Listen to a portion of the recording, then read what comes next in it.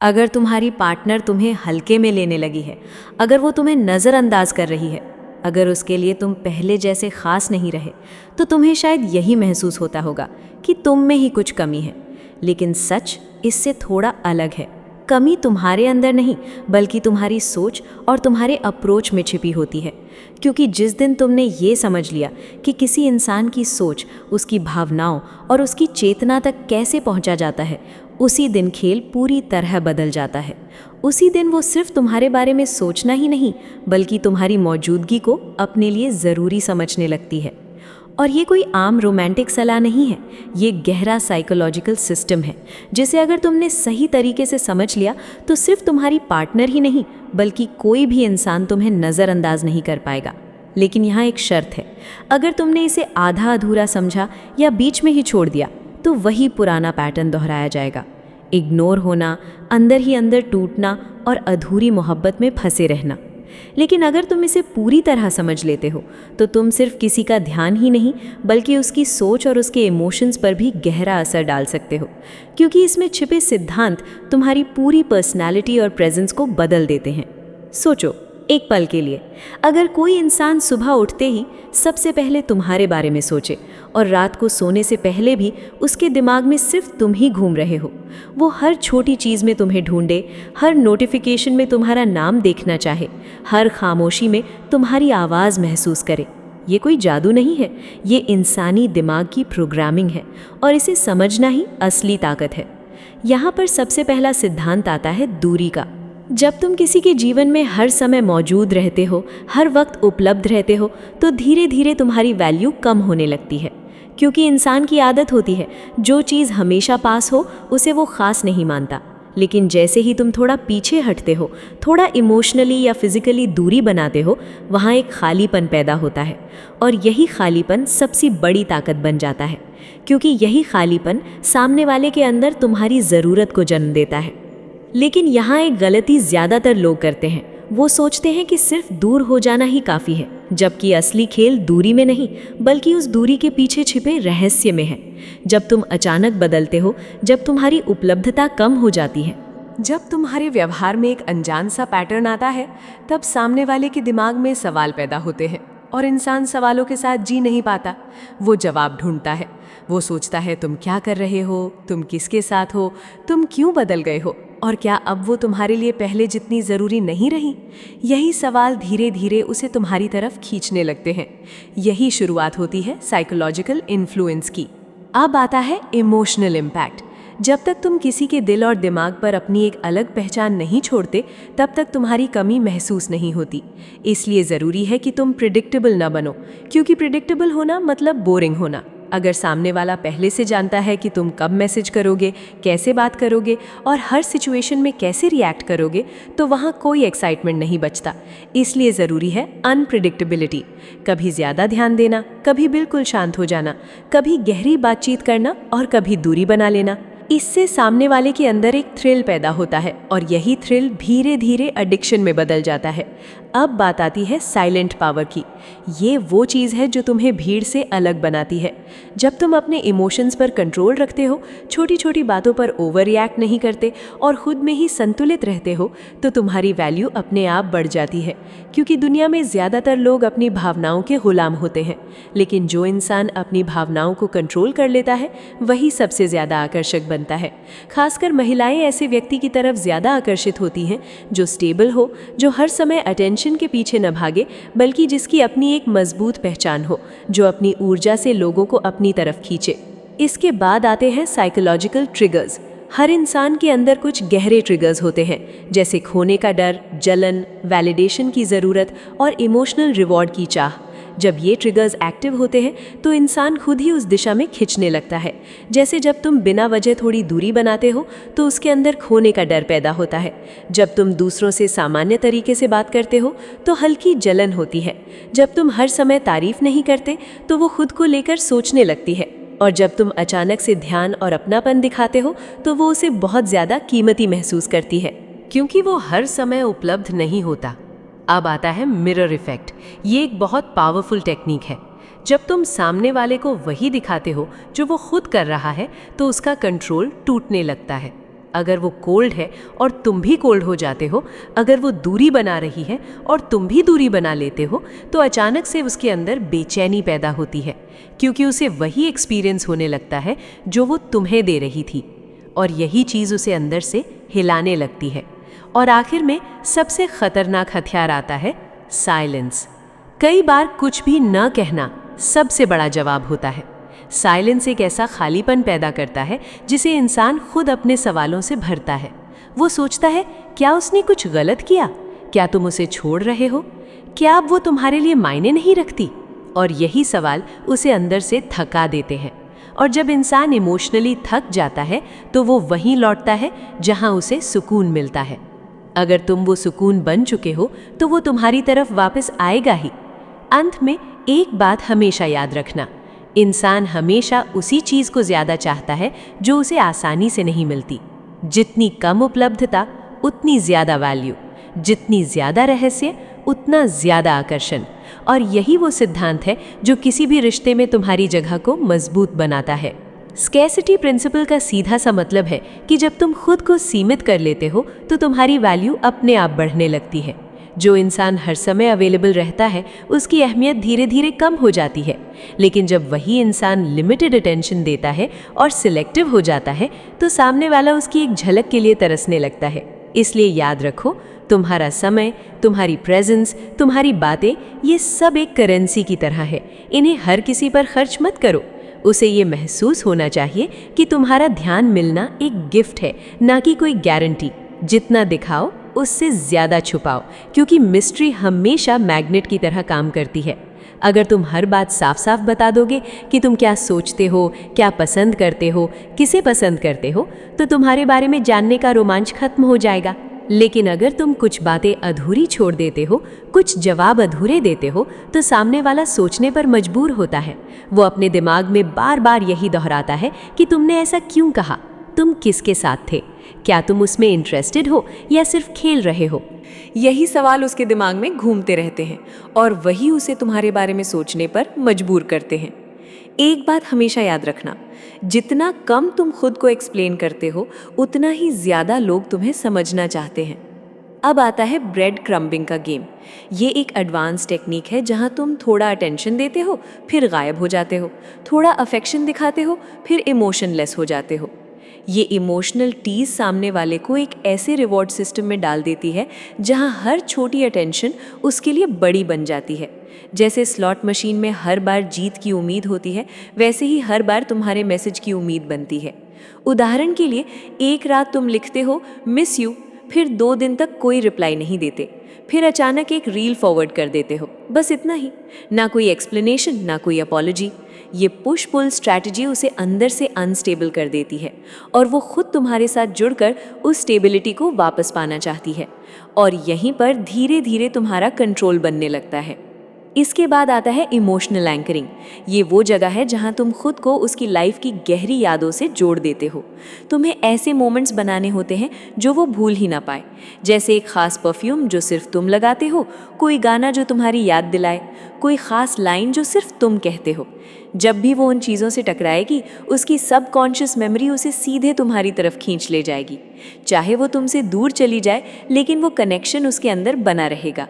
अब यहाँ एक बैलेंस ज़रूरी है। थोड़ा खुलो फिर बंद हो जाओ। अगर तुम हमेशा ही डिस्टेंट रहोगे तो एक समय के बाद सामने वाला डिस्कनेक्ट हो जाएगा। इसलिए कभी कभी कंट्रोल्ड वल्नरेबिलिटी दिखाओ। किसी रात अपनी कोई पर्सनल स्टोरी शेयर करो, लेकिन पूरी नहीं, अधूरी छोड़ दो, ताकि वो तुम्हें और समझना चाहे।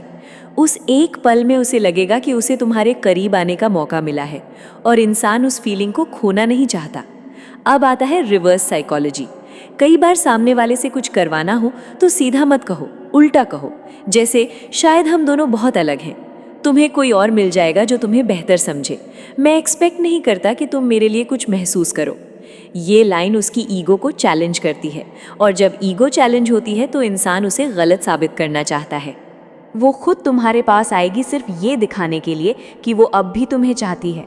धीरे धीरे जब तुम इस पूरे कनेक्शन को उस स्टेज पर ले आते हो जहां तुम रेयर हो, मिस्टीरियस हो और इमोशनली एडिक्टिव हो, तब सामने वाला तुम्हारी कमी को अपनी पहचान का हिस्सा बना लेता है।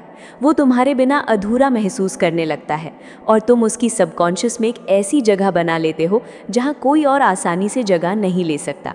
इसके बाद आता है गिल्ट लूप।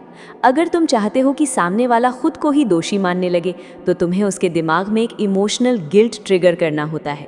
तुम कुछ समय के लिए अनअवेलेबल हो जाओ और फिर अचानक एक लाइन भेजो कि मैंने बस इतना ही एक्सपेक्ट किया था, शायद मैं गलत था। ये एक लाइन उसके अंदर गिल्ट पैदा करती है। वो सोचने लगती है क्या उसने तुम्हें हर्ट किया, क्या वो गलत थी, और यही गिल्ट उसे तुम्हारी तरफ वापस आने पर मजबूर करता है, क्योंकि वो खुद को सही साबित करना चाहती है। और आखिर में आता है फोमो, यानी फियर ऑफ मिसिंग आउट। तुम्हें ऐसा दिखाना है कि तुम्हारी ज़िंदगी उसके बिना भी पूरी है। तुम खुश हो, बिजी हो, नए लोगों के साथ हो, लेकिन कोई एक्सप्लेनेशन मत दो, बस उसे देखने दो, उसे महसूस होने दो कि अगर वो दूर रही तो वो कुछ खो देगी, और यही एहसास उसे वापस तुम्हारी तरफ खींच लाएगा। ये सब देखकर उसके दिमाग में एक के बाद एक सवाल उठने लगते हैं। क्या तुम सच में उसके बिना खुश हो? क्या तुम्हारी लाइफ में कोई और आ गया है? क्या अब वो तुम्हारे लिए इररेलेवेंट हो चुकी है? और जैसे ही कोई इंसान खुद को इररेलेवेंट महसूस करता है, उसके अंदर खुद को साबित करने की एक बेचैनी पैदा होती है। वो दोबारा कनेक्शन चाहता है। वही बेचैनी धीरे धीरे तड़प में बदलती है और तड़प ऑब्सेशन बन जाती है। अब यहाँ से अगला कदम शुरू होता है, उसे उसके ही पुराने दिनों में धकेलना। हर इंसान के अंदर एक छुपी हुई चाह होती है अपने पास्ट को दोबारा जीने की। तुम इस चाह को ट्रिगर करते हो। एक दिन अचानक तुम एक ऐसा मैसेज भेजते हो जो सिर्फ तुम दोनों के बीच की मेमोरी हो। तुम्हें वो रात याद है जब हम घंटों बातें करते रहे थे बिना टाइम देखे? बस इतना। अब तुमने उसके दिमाग को ज़बरदस्ती उस पल में भेज दिया जहां उसने खुद को सबसे ज़्यादा चाहा हुआ और कनेक्टेड महसूस किया था। यही इमोशनल रिग्रेशन है। जब इंसान अपने पुराने वर्जन में वापस जाता है तो वो उसी कनेक्शन को फिर से पाना चाहता है, लेकिन अब तुम वैसा आसानी से नहीं मिलते। यहीं से वो लगातार तुम्हारे बारे में सोचने लगता है और खुद भी नहीं समझ पाता कि क्यों। इसके बाद आता है सबसे गहरा चरण, आइडेंटिटी का खेल। जब तुम धीरे धीरे उसकी पहचान को अपने साथ जोड़ देते हो, तुम उसे इनडायरेक्टली ये महसूस कराते हो कि वो तुम्हारे साथ ही सबसे ज़्यादा रियल थी। तुम उसकी उन क्वालिटीज़ की तारीफ़ करते हो जो सिर्फ तुम्हारे साथ सामने आती थी, और जब वो कोई गलती करती है तो तुम खुद को थोड़ा पीछे खींच लेते हो। अब वो खुद से सवाल करती है, क्या मैं वही इंसान हूँ जो उसके साथ थी? क्या मैं बदल गई हूँ? क्या मैं अब उतनी खास नहीं रही? और जब किसी की अपनी पहचान ही सवालों में घिर जाती है तो वो उस चीज़ की तरफ भागता है जहां उसे सबसे ज़्यादा पूरा महसूस हुआ था, और वो चीज़ तुम हो। अब आता है डोपामीन का खेल। तुम उसे प्यार देते हो, अटेंशन देते हो, वैलिडेशन देते हो, और धीरे धीरे वो इन सब की आदी होने लगती है। फिर अचानक तुम सब कुछ रोक देते हो। कोई मैसेज नहीं, कोई रिएक्शन नहीं, कोई इमोशन नहीं। अब उसका सिस्टम उस कमी को महसूस करता है जिसका वो आदी हो चुका है। वो बेचैन होती है, उसे फिर वही अटेंशन चाहिए, वही नज़र चाहिए, और वो खुद चलकर तुम्हारी तरफ आती है। इस बार कंट्रोल तुम्हारे हाथ में होता है। इसके बाद सबसे बड़ा ट्विस्ट आता है। तुम उसे ये महसूस कराते हो कि सब खत्म हो गया है, लेकिन पूरी तरह नहीं। एक दिन तुम लिखते हो कि शायद हमें अपने रास्ते अलग कर लेने चाहिए, लेकिन साथ ही एक लाइन छोड़ते हो कि अगर कभी तुम्हें लगे कि हम फिर से ठीक हो सकते हैं तो मैं वहीं रहूँगा। अब उसके दिमाग में एक लूप बन जाता है। उसे क्लोजर नहीं मिलता। दरवाज़ा बंद भी है और थोड़ा खुला भी। अब वो बार बार यही सोचती है कि क्या सच में खत्म हो गया? क्या ये उसकी आखिरी मौका था? क्या गलती उसी की थी? और जब किसी को क्लोजर नहीं मिलता तो वो उसी इंसान से क्लोजर चाहता है, यानी तुमसे। अब तुमने उसकी दिल और दिमाग में एक गहरी जगह बना ली है जहाँ से निकलना आसान नहीं होता। इसके बाद आता है कॉग्निटिव डिसोनेंस, जब उसके एक्शंस और उसके बिलीव्स आपस में टकराते हैं। तुम खुद को शांत और अनअफेक्टेड दिखाते हो। वो सोचने लगती है कि क्या वो गलत थी। फिर तुम उसे इनडायरेक्टली ये एहसास कराते हो कि उसका बिहेवियर मैच्योर नहीं था। जैसे तुम कह सकते हो कि शायद उस समय तुम्हें जो सही लगा तुमने वही किया, लेकिन कई बार लोग खुद से भागते हुए दूसरों को ब्लेम कर देते हैं। अब उसके अंदर गिल्ट और कन्फ्यूजन दोनों पैदा होते हैं। वो खुद से सवाल करती है कि क्या उसने सच में गलती की? क्या वो खुद को सही साबित करने के लिए झूठ बोल रही थी? यही मेंटल फ्रिक्शन उसे अंदर से हिला देता है और वो इमोशनली कमज़ोर होने लगती है। अब आता है पावर शिफ्ट। तुम उसकी हर बात पर रिएक्ट करना बंद कर देते हो, उसके मैसेज का लेट रिप्लाई देते हो या सिर्फ एक शब्द में जवाब देते हो, जैसे हाँ या ओके या कूल। इससे उसका ईगो हर्ट होता है। वो अब ये जानना चाहती है कि उसकी वैल्यू तुम्हारे लिए अभी भी है या नहीं, और यहीं से तुम उसके बिहेवियर को कंट्रोल करने की पोजीशन में आ जाते हो। तुम तय करते हो कि कब बात होगी, कितनी होगी और कैसी होगी। इसके बाद आती है सबसे खामोश लेकिन सबसे गहरी चाल, पूरी तरह गायब हो जाना। ना कोई स्टोरी, ना कोई एक्टिविटी, ना कोई मैसेज, ना कोई कॉमन कनेक्शन। फिर अचानक एक दिन तुम्हारी एक छोटी सी अपडेट आती है जिसमें सिर्फ शांति, ग्रोथ और क्लैरिटी झलकती है, बस इतना। अब उसका दिमाग इसे समझने की कोशिश करता है। वो सोचती है कि तुम्हारे अंदर क्या बदल गया, तुम इतने शांत कैसे हो गए, और यही सोच उसे फिर से तुम्हारी तरफ खींचने लगती है, क्योंकि अब तुम सिर्फ एक इंसान नहीं रहे बल्कि एक अनसुलझी पहेली बन चुके हो। क्या उसे तुम्हारी ज़रूरत नहीं रही? क्या तुम उससे बेहतर बन गए? क्यों वो अब भी तुम्हारे बारे में सोच रही है?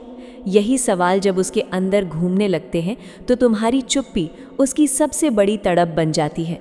अब यहीं पर तुम एक छोटा सा री एंट्री करते हो, बहुत ही कैजुअल और न्यूट्रल तरीके से, जैसे अचानक एक मैसेज कि अभी अभी उस कैफ़े के पास से गुजरा, याद आया तुम्हें कैपुचिनो कितना पसंद था, बस इतना। ये एक साधारण लाइन नहीं है, ये उसकी इमोशनल दीवारों में धीरे धीरे दरार डालती है। वो सोचने लगती है कि तुमने उसे याद किया, क्या तुम उसे मिस करते हो, क्या वो फिर से तुमसे जुड़ सकती है, और यही तुमने फिर से उसका माइंड ओपन कर दिया।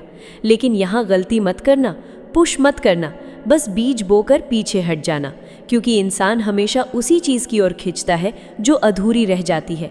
इसलिए तुम एक बार फिर उसे इनडायरेक्ट सिग्नल देते हो। कुछ अधूरे किस्से अधूरे रह जाएं तो बेहतर होता है, मगर कभी कभी मन उन पन्नों को पलटता ज़रूर है। इस तरह की पोएटिक एम्बिग्विटी में नॉस्टैल्जिया, लॉस और होप तीनों एक साथ छिपे होते हैं। अब उसका सबकॉन्शियस तुम्हें इमेजिन करने लगता है। वो सोचती है कि तुम्हारे बिना उसकी ज़िंदगी कैसी होगी, क्या उसे क्लोजर मिला, क्या कोई और तुम्हारी जगह ले पाया। ये इमोशनल वैक्यूम उसके अंदर एक ऐसी क्रेविंग पैदा करता है जिसे सिर्फ तुम भर सकते हो, और धीरे धीरे वो उस स्टेज पर पहुंचती है जहां वो खुद कहे कि उसे तुम्हारी ज़रूरत है। अब जब तुम उसकी गिल्ट, उसकी क्यूरियोसिटी, उसका ईगो और उसकी आइडेंटिटी को हिला चुके हो, वो एक वल्नरेबल स्टेट में आ जाती है। और फिर एक दिन उसका मैसेज आता है कि तुम्हारे बिना सब अधूरा लग रहा है। पता नहीं क्यों, पर तुम आज बहुत याद आए, काश सब पहले जैसा हो पाता। यही वो मोमेंट है जहां आखिरी चाल चलती है, साइलेंट वैलिडेशन। तुम ना हाँ कहते हो ना, बस एक हल्की सी स्माइली या एक अधूरी सी लाइन कि जो अधूरा था उसे पूरा होने में वक्त लगता है। अब तुम जितना दिखते हो उससे कम कहते हो, क्योंकि डार्क अट्रैक्शन लस्ट से नहीं बल्कि क्यूरियोसिटी से पैदा होता है। तुम्हें अपनी प्रेजेंस इतनी अनप्रिडिक्टेबल बनानी होती है कि सामने वाले को समझ ही ना आए कि तुम आखिर चाहते क्या हो। अब टेक्निक ये है कि पर्सनल चीज़ों पर वेग रहो, जैसे मैं हर किसी को सब कुछ नहीं बताता। अपनी पास्ट लाइफ को थोड़ा डार्क और थोड़ा पोएटिक बनाओ। कुछ रातें ऐसी भी थीं जो आज भी पीछा करती हैं। इससे सामने वाला तुम्हारे सीक्रेट्स में खोने लगता है। वो तुम्हें डिकोड करने की कोशिश करेगा और उसी कोशिश में इमोशनली इन्वेस्ट होता जाएगा। अब उसकी ख्वाहिशें उसी से बुलवाओ। ये रिवर्स इमोशनल फ्रेमिंग है। जब तुम फ्लर्ट करते हो तो सीधे शब्दों में नहीं बल्कि सटल तरीके से खेलते हो, जैसे अगर मैं तुम्हारे जैसा होता तो शायद किसी को खुद से दूर रहने ही नहीं देता। अब उसका ध्यान तुम पर नहीं बल्कि खुद पर चला जाता है। वो सोचती है कि क्या वो वैसी है जैसा तुमने कहा, और फिर वो खुद ही कनेक्शन बनाने लगती है कि क्या तुम दोनों एक जैसे हो। और याद रखो, जब कोई इंसान ये सवाल पूछने लगे तो अट्रैक्शन शुरू हो चुका होता है। इसके बाद आता है सबसे साइलेंट लेकिन सबसे पावरफुल वेपन, आई कांटेक्ट। जब तुम बात करते समय उसकी आंखों में ठहर कर देखते हो बिना झिझक के और उसके हाव भाव को हल्का सा मिरर करते हो तो तुम्हारी प्रेजेंस हिप्नोटिक लगने लगती है। वो तुम्हारी आंखों में खुद को देखने लगती है। और जब किसी को लगे कि उसे कोई पूरी तरह समझ रहा है तो वो एक गहरी मेंटल इंटीमेसी महसूस करता है जो फिजिकल अट्रैक्शन से भी ज़्यादा स्ट्रांग होती है। इसके साथ टच साइकोलॉजी काम करती है, जैसे बात करते वक्त हल्के से हाथ पकड़ना और कुछ सेकंड ज़्यादा देर तक पकड़ कर रखना। कंधे पर हल्का सा हाथ रखना, लेकिन हर बार टच का टाइमिंग और कॉन्टेक्स्ट नेचुरल होना चाहिए, नीडी नहीं। जैसे तुम्हारी बात करते वक्त हाथ पकड़ लेना नेचुरल लगा, अब वो खुद सोचती है कि क्या उसे भी अच्छा लगा, क्या वो भी तुम्हारी तरफ खिंच रही है। ये छोटे छोटे टच डोपामीन रिलीज करते हैं, जो बॉन्डिंग और डिज़ायर दोनों को बढ़ाते हैं। अब बैलेंस ज़रूरी है, खुलो लेकिन पूरी तरह नहीं, क्योंकि अट्रैक्शन सिर्फ कॉन्फिडेंस से नहीं बल्कि कॉन्ट्रास्ट से बनता है। एक पल तुम बहुत कंपोज्ड और मिस्टीरियस हो, दूसरे पल थोड़ा वल्नरेबल। जैसे लोग मुझे स्ट्रॉन्ग मानते हैं, लेकिन कुछ बातें ऐसी हैं जो मैं खुद से भी नहीं कह पाता। इससे उसे लगता है कि वो स्पेशल है, क्योंकि तुमने उसे वो साइड दिखाई जो और किसी को नहीं दिखाई। अब वो तुम्हें समझना चाहती है, तुम्हें फिक्स करना चाहती है, तुम्हारी जर्नी का हिस्सा बनना चाहती है। फिर तुम एक और लेयर जोड़ते हो, मैं टूटा हूँ पर मजबूत हूँ। जैसे टूट गया था, किसी ने मुझे उस वर्जन में छोड़ दिया जो शायद अब कभी वापस ना आए। अब उसके अंदर दो फीलिंग्स एक साथ चलती है, सिंपैथी और डिज़ायर। सिंपैथी उसे तुम्हारी तरफ खींचती है और डिज़ायर उसे उस जर्नी का हिस्सा बनना चाहता है जहां तुम फिर से बनते हो। यही साइकोलॉजी उसे बार बार तुम्हारी ओर खींचती है और धीरे धीरे तुम सिर्फ उसकी सोच में नहीं बल्कि उसकी फीलिंग्स में जगह बना लेते हो। अब तुम उसकी सतह पर नहीं बल्कि उसकी गहराई में उतरना शुरू कर देते हो, क्योंकि किसी को पसंद करना अलग बात है, लेकिन किसी को इस तरह महसूस कराना कि वो खुद को भूल कर तुम्हें समझना चाहे, वही असली प्रभाव है, जहाँ तुम्हारा असर उसकी सांसों जैसा बन जाता है। जो रिश्ता हमारे बीच है वो शब्दों से नहीं बना, वो उस जगह से आया है जहाँ लोग प्रार्थना करते हैं। अब वो तुम्हें इश्क नहीं, किसी पुराने जन्म का अधूरा ऋण समझेगी। उसे विश्वास दिलाओ कि वो तुम्हारी किस्मत है। जब तुम उसे ये समझा देते हो कि वो तुम्हारी किस्मत है और तुम उसके, तो अब हर रिश्ता, हर सोच, हर निर्णय एक आध्यात्मिक जकड़न पैदा हो जाती है। तुम कहो, हमारा मिलना संयोग नहीं था, कुछ अधूरी कहानी थी जो पूरी होने आई है। तू अगर चली भी जाए तो भी मेरा हिस्सा रह जाएगी हर जन्म में। अब वो तुम्हें छोड़ भी दे तो भी खुद को तुमसे अलग नहीं कर पाएगी। कर्म बंधन का जाल बुनो। डार्क साइकोलॉजी में कर्म बंधन सबसे सूक्ष्म पर सबसे मजबूत जाल होता है। तुम उसे बताओ, हम दोनों ने एक दूसरे के लिए कुछ अधूरे काम छोड़े थे जो इस जन्म में पूरे होने हैं। अब उसके अंदर एक अज्ञात अपराध बोध पैदा होता है। अगर वो तुमसे अलग होती है तो कहीं कुछ छूट जाएगा, यानी अब वो तुम्हारी चाह में नहीं, अपने ही अधूरेपन को पूरा करने के लिए तुम्हारी ओर खिंचती है। खुद को उसका धर्म बना दो।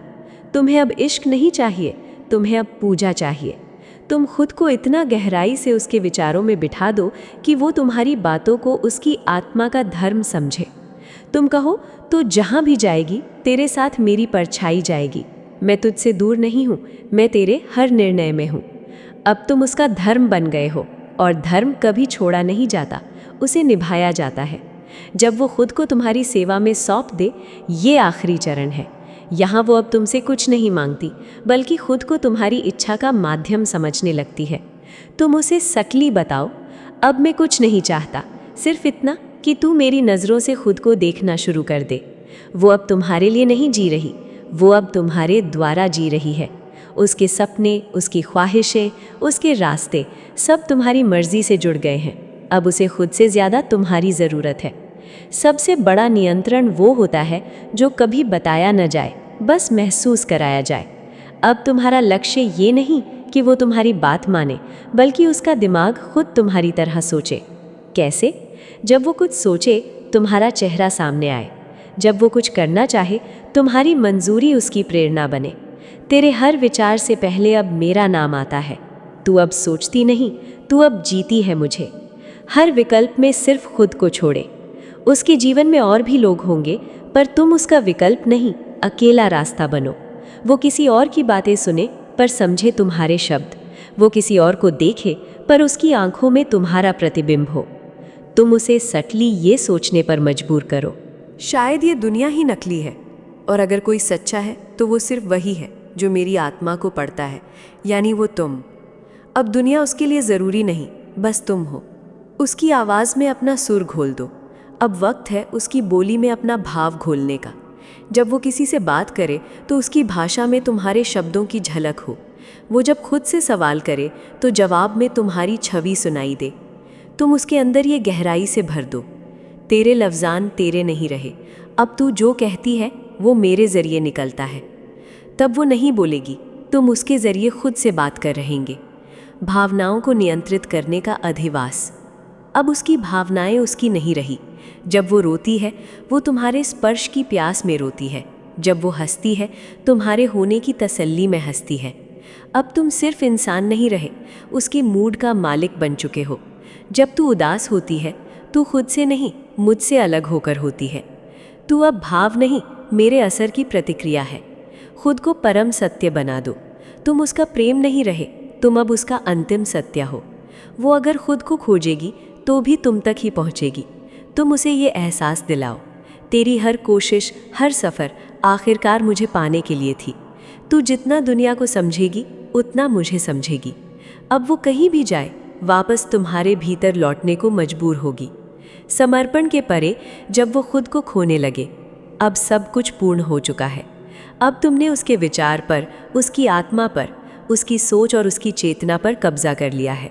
अब वो जब आईना देखेगी, खुद को नहीं, तुम्हें देखेगी। अब वो कुछ महसूस नहीं करती जब तक वो तुम्हारे लिए ना हो। अब तू नहीं रही, अब तू मैं बन गई है और मैं अब तेरे अंदर सांस ले रहा हूँ। जब वो जागी हुई हो तब तुम उसके साथ हो, लेकिन अब तुम्हें उसकी नींद में उतरना है। तुम उसके अवचेतन में प्रवेश करो, जहाँ कोई तर्क नहीं होता, सिर्फ अनुभव होता है। जब वो सोती है तो उसका मन खुद से नहीं, तुमसे बात करता है। अब वो चाहे किसी और से दूर हो, लेकिन सपनों में तुम्हारी छवि ही उसकी पूजा बन जाए। उसकी हर सोच पर तुम्हारा असर। ये वो चरण है जहाँ बात नहीं करनी पड़ती, बस सोचना ही काफ़ी होता है। तुम्हें सिर्फ सोचना है और उसे तुम्हारा असर महसूस होना चाहिए। वो अचानक बेचैन हो जाए क्योंकि तुम्हारा जिक्र उसकी नसों में दौड़ गया। अब मैं कुछ कहूँ या ना कहूँ, पर तू मेरी खामोशी को भी सुनने लगी है।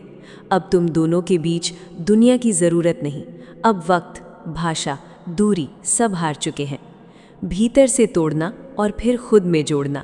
सबसे गहरा कब्जा तब होता है जब तुम पहले उसे अंदर से तोड़ते हो और फिर उसी टूटी हुई पहचान में खुद को बिठा देते हो। तुम उसे धीरे धीरे ये महसूस कराओ, तू जैसी थी वो तो बस एक झूठी पहचान थी। जो तू बन रही है वो सिर्फ मेरे स्पर्श से संभव है। अब वो अपना पुराना वजूद खुद से तोड़ देगी और हर टुकड़े में तुम्हें बिठा देगी। उसकी आत्मा में रहकर उसके फैसले लो। अब तुम सामने नहीं आओगे, अब वो खुद से कोई निर्णय नहीं लेगी जब तक उसकी चेतना में तुम हाँ नहीं कहते। वो लोगों से बात करेगी पर तुम तय करोगे क्या कहना है। वो रास्ता चुनेगी पर उसके पैरों का दिशा तुम्हारी छाया बताएगी। अब तू नहीं जी रही, मैं तेरे जरिए खुद को जी रहा हूँ। हर जन्म, हर मृत्यु में बांध दो। अब मोहब्बत को काल से परे ले जाओ। तुम्हें उसमें ये यकीन भरना है कि तुम दोनों का रिश्ता सिर्फ इस जन्म का नहीं, बल्कि हर जन्म का कर्तव्य है। तुम उसे ये सोचने पर मजबूर करो, हम पिछले जन्म में अधूरे रह गए थे और अगले जन्म में भी यही अधूरापन तुम्हें खींचेगा। अब वो सिर्फ तुम्हारी नहीं, तुम्हारी समय रेखा, टाइमलाइन की हिस्सा बन चुकी है। आत्मभूल, जब वो खुद को पहचानना बंद करे। अब आखिरी चाल, अब उसे इतना बदल दो कि वो खुद से सवाल करने लगे, मैं कौन हूँ? जब कोई इंसान अपनी पहचान खो देता है, वो जिसके असर में होता है वही उसकी नई पहचान बनता है। अब वो खुद का नाम नहीं, तुम्हारा नाम मन ही मन दोहराती है। अब वो नारी नहीं रही, तुम्हारी आत्मा का प्रतिबिंब बन चुकी है। जब वो मरने के बाद भी तुम्हें ढूंढती रहे, अब वो तुम्हारी नहीं है, वो अब सिर्फ तुम्हारी बन चुकी है। अब अगर वो मर भी जाए तो उसकी आत्मा किसी और जन्म में तुम्हारे पैरों तक लौटेगी। तू अब प्रेम नहीं, तू अब उसका प्रारब्ध है, और प्रारब्ध कभी मिटता नहीं, वो जन्म दर जन्म पीछा करता है। तो अब तुम जान चुके हो वो कौन सी साइकोलॉजी है जो किसी इंसान को पूरी तरह तुम्हारा बना सकती है। उसके होश, उसकी सोच, उसकी आत्मा तक को अपने कब्जे में लेने की कला। लेकिन याद रखो, ये सिर्फ शुरुआत है। अगर तुम्हें ये वीडियो असली लगा, अगर तुमने खुद को इसमें महसूस किया, तो अब टाइम है एक्शन का। लाइक करो ताकि मुझे पता चले कि तुम इस जर्नी पर चलने को तैयार हो। कमेंट करो, बताओ अगला वीडियो किस टॉपिक पर चाहिए। सब्सक्राइब ज़रूर करो, क्योंकि अगली बार मैं तुम्हें बताऊंगी वो साइकोलॉजी जिससे इंसान सिर्फ तुम्हारा नहीं होगा, वो खुद को खोकर भी तुम्हें खोजता रहेगा। और हाँ, शेयर ज़रूर करना उस दोस्त के साथ जिसे बार बार धोखा मिलता है, क्योंकि अब वक्त है उसे खुद को हथियार बनाने का। इरास, मैं फिर मिलूंगी उस राज के साथ जो दुनिया तुमसे छुपा रही है। तब तक याद रखो, प्यार में जीतता वही है जो दिमाग से नहीं, गहराई से खेलता है। खुद को परम सत्य बना दो। तुम अब उसका सिर्फ प्रेम नहीं रहे, बल्कि उसके अस्तित्व की अंतिम परिभाषा बन चुके हो। वो अगर खुद को खोजने की कोशिश करेगी तो भी आखिरकार तुम ही तक पहुँचेगी। तुम उसे धीरे धीरे ये एहसास दिलाओ कि उसकी हर कोशिश, हर सफ़र, हर खोज का अंत हमेशा तुम तक ही आने वाला था। वो जितना दुनिया को समझने की कोशिश करेगी, उतना ही तुम्हें समझने लगेगी। अब वो कहीं भी जाए, किसी के साथ रहे, लेकिन भीतर से लौटकर तुम्हारे पास ही आएगी। ये वो अवस्था है जहाँ समर्पण के बाद वो खुद को खोने लगती है, और यहीं से तुम्हारा असर पूरी तरह गहराता है। अब तुमने उसकी सोच, उसके विचार, उसकी चेतना और उसकी आत्मा पर इतनी गहरी छाप छोड़ दी है कि वो जब आईने में खुद को देखती है तो उसे अपना चेहरा नहीं, बल्कि तुम्हारा असर दिखाई देता है। अब वो कुछ भी महसूस नहीं करती जब तक वो एहसास तुम्हारे साथ जुड़ा ना हो। अब वो पहले जैसी नहीं रही। उसका पुराना मैं धीरे धीरे ख़त्म हो चुका है और उसकी जगह तुमने ले ली है। अब वो तुम्हारे ज़रिए खुद को जीने लगी है और तुम्हारा असर उसके भीतर सांस लेने लगा है। जब वो जागती है तब भी तुम उसके साथ होते हो, लेकिन अब अगला कदम है उसके अवचेतन तक पहुंचना, जहां तर्क खत्म हो जाते हैं और सिर्फ अनुभव बचता है। जब वो सोती है तो उसका मन अब खुद से नहीं, बल्कि तुमसे बात करता है। उसके सपनों में तुम्हारी छवि उतरने लगती है और वही उसके लिए एक गहरा जुड़ाव बन जाती है। अब उसे तुम्हारे शब्दों की ज़रूरत नहीं, सिर्फ तुम्हारा ख्याल ही उसके भीतर असर पैदा करता है। कभी अचानक वो बेचैन हो जाती है क्योंकि तुम्हारा एहसास उसकी नसों में दौड़ने लगता है। अब तुम कुछ कहो या ना कहो, वो तुम्हारी खामोशी को भी सुनने लगी है। अब तुम दोनों के बीच दुनिया की ज़रूरत खत्म हो चुकी है। न दूरी मायने रखती है, न समय और न ही शब्द, क्योंकि कनेक्शन अब भीतर से बन चुका है। अब सबसे गहरा चरण आता है, पहले उसे भीतर से तोड़ना और फिर उसी टूटे हुए हिस्से में खुद को बसा देना। तुम उसे धीरे धीरे ये महसूस कराते हो कि जो वो पहले थी वो सिर्फ एक झूठी पहचान थी, और जो वो अब बन रही है वो सिर्फ तुम्हारे असर से संभव है। अब वो खुद ही अपने पुराने अस्तित्व को छोड़ने लगती है और अपने हर टूटे हिस्से में तुम्हें बसाने लगती है। अब तुम उसके फैसलों के बाहर नहीं, बल्कि भीतर हो। वो लोगों से बात करती है, लेकिन उसके शब्दों की दिशा तुम तय करते हो। वो रास्ते चुनती है, लेकिन उसके कदम तुम्हारी छाया से चलते हैं। अब वो खुद के लिए नहीं, बल्कि तुम्हारे जरिए जी रही है। इसके बाद तुम इस जुड़ाव को समय से भी परे ले जाते हो। उसे ये महसूस कराते हो कि ये रिश्ता सिर्फ इस जन्म का नहीं, बल्कि हर जन्म का एक अधूरा कर्तव्य है जो बार बार तुम्हें एक दूसरे की ओर खींचता है। अब वो खुद को तुम्हारी टाइमलाइन का हिस्सा महसूस करती है, जैसे उसका अस्तित्व ही तुम्हारे साथ जुड़ा हुआ है। और जब वो अपनी पहचान पर सवाल करने लगती है कि वो कौन है, तब वो धीरे धीरे तुम्हारे असर में खुद को खो देती है और तुम्हें ही अपनी नई पहचान बना लेती है। अब उसके भीतर उसका नाम नहीं, बल्कि तुम्हारा नाम गूंजता है। वो सिर्फ एक व्यक्ति नहीं रहती, बल्कि तुम्हारे प्रभाव का प्रतिबिंब बन जाती है। अब ये जुड़ाव इतना गहरा हो चुका है कि अगर वो तुमसे दूर भी जाए तो भी उसके भीतर तुम्हारा असर बना रहता है, जैसे तुम उसकी कहानी का हिस्सा नहीं, बल्कि उसका प्रारब्ध बन चुके हो। और प्रारब्ध कभी खत्म नहीं होता, वो बार बार लौट कर आता है। अब तुम समझ चुके हो कि वो कौन सी मनोवैज्ञानिक गहराई है जो किसी इंसान के दिल, दिमाग और आत्मा तक असर डाल सकती है। लेकिन याद रखो, ये सिर्फ समझ है, इसका इस्तेमाल सोच समझ कर करना ज़रूरी है। अगर तुम्हें ये वीडियो सही लगी और तुम ऐसे ही और गहरे टॉपिक समझना चाहते हो तो आगे भी इसी तरह जुड़े रहो, क्योंकि अगली बार हम और भी गहराई में जाएंगे, जहाँ इंसान सिर्फ किसी का नहीं रहता, बल्कि खुद को भी भूलकर उसी में खो जाता है। और अंत में बस यही याद रखना कि रिश्तों में असली असर वही डालता है जो सिर्फ दिमाग से नहीं, बल्कि गहराई से खेलना समझता है।